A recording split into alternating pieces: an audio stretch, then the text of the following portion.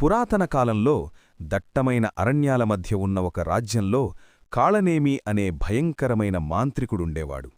ఘోరమైన తపస్సుతో అపారమైన మంత్రశక్తులను సంపాదించిన అతను గర్వంతో కళ్ళు మూసుకుపోయి సాక్షాత్తూ దేవతలకే సవాలు విసిరేవాడు. ఒకరోజు అహంకారంతో ఉగ్రుడైన కాళనేమి ఇలా అనుకున్నాడు, ఈ లోకంలో నన్ను ఆపగల శక్తి ఎవరికుంది? ఆ దేవతలకా, ఋషులకా, లేక ఆ వాయుపుత్రుడైన ఆంజనేయుడికా? ఆ గర్వమే అతన్ని వినాశనం వైపు నడిపించే ఒక ప్రమాదకర నిర్ణయానికి ప్రేరేపించింది. ఒక పవిత్రారణ్యంలో ఆంజనేయస్వామి ధ్యానముద్రలో ఉండగా మాంత్రికుడు తన తామస మంత్రశక్తిని ప్రయోగించాడు. నీలిరంగు మంత్రజ్వాలలు అగ్ని గొలుసుల్లా మారి స్వామివారిని చుట్టుముట్టి బంధించాయి.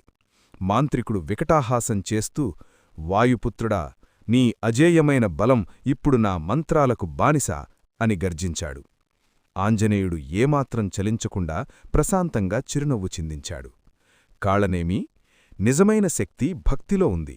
నీ స్వార్థపూరితమైన మాయాజాలం జగన్మాత ముందు నిలవదు అని హెచ్చరించాడు. కాని మంత్రబంధం ఘోరంగా ఉండటంతో ప్రకృతి కంపించింది. అగ్నికీళల తాకిడికి దేవతలు సైతం ఆందోళన చెందారు. అప్పుడే ఆకాశం రెండుగా చీలింది. ఒక అనంతమైన దివ్య జ్యోతి ప్రత్యక్షమైంది.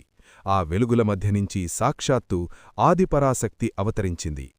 ఆమె కళ్లలో సృష్టికి కావలసిన కరుణ, సంహారానికి కావలసిన తీక్షణత రెండూ మెరుస్తున్నాయి. క్షుద్ర విద్యలతో నా భక్తుణ్ణి బంధించాలనుకున్నావా అని ఆమె అడిగిన ప్రశ్న సర్వలోకాలను వణికించింది.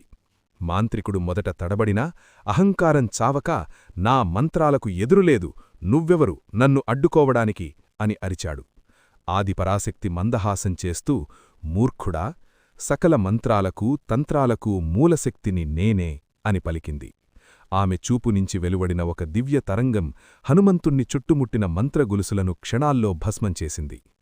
మాంత్రికులు తన శక్తంతా కూడగట్టుకుని అంధకారాన్ని సృష్టించే ప్రయత్నం చేశాడు. కాని అమ్మవారి రూపం విశ్వరూపంగా విస్తరించింది. ఆమె గంభీర స్వరం ప్రతిధ్వనించింది, భక్తితో నిండిన హృదయాన్ని బంధించే శక్తి ఈ విశ్వంలోనే లేదు. ఆమె చేతిలోని త్రిశూలంనుంచి వెలువడిన ఒక కాంతి కిరణం మాంత్రికుడి గర్వాన్ని, అతని మంత్రశక్తిని శాశ్వతంగా నాశనం చేసింది. శక్తిని కోల్పోయిన కాళనేమి నేలపై పడిపోయి అమ్మవారి పాదాల చెంత క్షమాపణ వేడుకున్నాడు. ఆంజనేయ స్వామి భక్తితో చేతులు జోడించి ఆదిపరాశక్తికి ప్రణామం చేశాడు.